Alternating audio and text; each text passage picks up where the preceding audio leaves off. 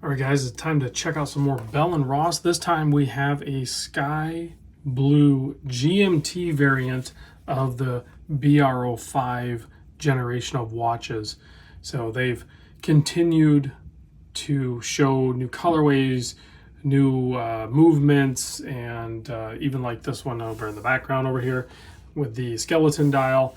So they're definitely, using the BR05 chassis and just exploring the options that are available. This one's way more on the tasteful side, more timeless, more just like easygoing, good looking, everyday type look to it, I think, with this blue colorway.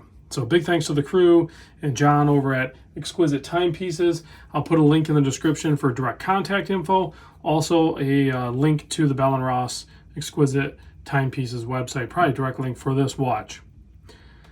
Keep in mind, yeah, Bell & Ross is one of like 60 authorized brands that they're a dealer for. And then, of course, they have their pre-owned section. So pretty much if you can think of the watch, they either have it or can get it. That's why you want to develop that relationship with John. That's why you want to get a hold of him, keep in contact with him, because who knows? You might be able to find you a watch that might be something that you've wanted for a long time, or maybe you just want to go impulse buy on something. He's got you covered either way. So this guy, here's the hang tag. This is just the Exquisite Timepieces hang tag. It is $5,000. This is the BR05G-PB-ST-SRB. That all means stuff. It's, probably whether it's on bracelet or strap or whatever, but it's $5,000. Has the matching blue strap, and then it, of course, has a nice buckle system here. Easy to adjust. The straps are incredibly comfortable right out of the box, excuse me. So very easy to get a good fit and just start wearing the darn thing. 41 millimeter wide case. The lug to lug, the lug to lug is 49.3 millimeter. Thickness only 11.6. It's very thin because they use what they call the BR, Bell & Ross, caliber 325. It's basically a modified Sellita SW330 to get the GMT function. The crown is a screw-down crown, 100-meter water resist. It is signed, and that's 5.5 millimeter. Let's zoom in and take a closer look at this thing. This is what most people call a caller's GMT. So when you unscrew the crown to adjust the time or wind it or whatever you want to do with the operation of it, the GMT hand, or this 24-hour hand here, will only go to the forward position, this guy right here.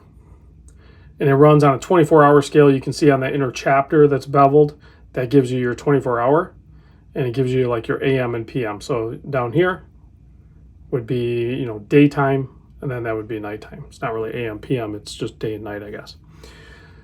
Bell & Ross up top, you have nice applied Arabics at the cardinal positions minus the 3 o'clock position, which is reserved for a color match date wheel, also framed in. These are just beautiful watches. These screws up here, I believe, are decorative because the way they are positioned or aligned. I can't imagine they were able to nail that. I mean, it's possible with machining, but I highly doubt that's what they did. But really nice brushing on this thing, and then a nice sharp contrast from the brushed finish to the polished finish. Here's a look at the case back. I didn't remove the sticker on it, but I mean, you kind of get the gist that it basically has a custom rotor that's blocking most of your view of the caliber 325 GMT movement.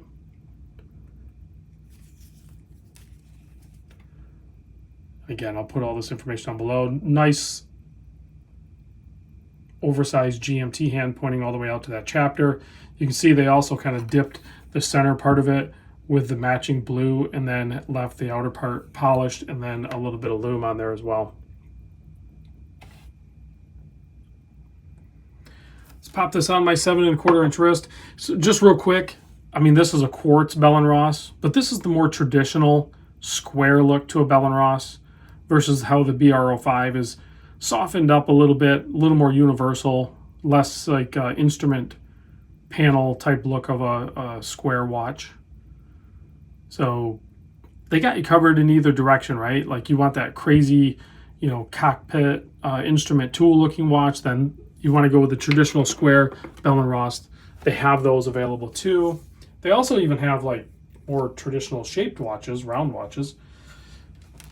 But for me, those are great too. Don't get me wrong. I'm going to get some of those on the channel. But for me, when I think Bell & Ross, I think square, or at the very least, this rounded off square, the BR05. And I think most of you guys will agree on that. But these are incredibly comfortable on wrist. And I know people are going to say it's $5,000. I get it. It's a lot of money. It's doing something different, right? You don't want to be cliche and get a watch that it's so easy to fall victim to, like, basically, all right, well, for $5,000, I'd rather go get this. Well, that's what 99% of the people go do. There's nothing wrong with that. But even like when I show the Speedies and stuff like that, and I'm going to show you some more here soon, because Exquisite sent me over some great Omega Speedmasters. Do it a little bit differently, you know, do a different colorway or do a different material, or, you know, if you're going to spend $5,000 or close to $5,000 on a watch, maybe get a Bell & Ross, go square or something. Don't just go for the, I don't know, I can't think of another word to describe it other than cliche. It's just like, that's what everyone does. Yeah. Don't do what everyone does. Do something different. And I think Bell & Ross does different correct, and they've been doing different correct for a long time. Let's give this a quick blast of the UV light. Kill the studio lights. Let's check the lume on this. I suspect it's going to be decent. Yeah, nice application. I mean, it's not like dive watch, like blast you in the eyeball with illumination, but it's plenty legible. Just a great, clean looking everyday watch. Thanks for watching, guys. Again, big thanks to the crew at Exquisite Timepieces. Tell them I sent you.